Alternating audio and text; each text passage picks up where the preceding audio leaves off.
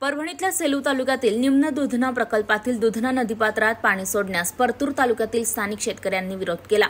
बुधवारी 22 मे रोजी शेतकऱ्यांनी अभियंत्यास धारेवर धरत चांगलंच आंदोलन केले। त्यानंतर सेलू तहसीलदार झांपले यांच्यासह प्रकल्पाच्या अधिकाऱ्यांनी मध्यस्थी केल्यानंतर दुपारी 3 वाजता नदीपात्रात पाणी सोडण्यात आलं। निम्न दुधना प्रकल्पात सध्या मृत पाणीसाठा आहे। शासनाने परभणी जिल्ह्यासाठी नदीपात्रात पाणी सोडण्याचा निर्णय घेतलाय।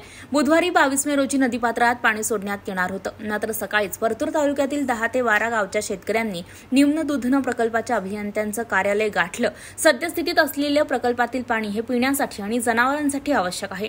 नदीपात्रात हे पाणी सोडलं तर स्थानिक शेतकऱ्यांना दुष्काळाचा सामना करावा लागेल। त्यामुळे नदीपात्रात पाणी सोडू नये अशी ताठर भूमिका घेत शेतकऱ्यांनी नदीपात्रात पाणी सोडण्यास विरोध केला आणि आंदोलन केलं। त्यामुळे प्रकल्प कार्यालय परिसरात तणावाचं वातावरण होतं।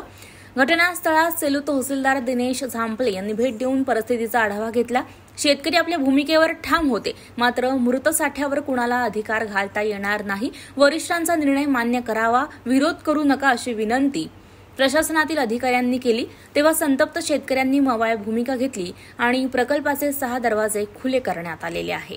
आता नदीपात्रामध्ये एकूण 5346 क्युसेक इतका विसर्ग सोडण्यात आलेला आहे।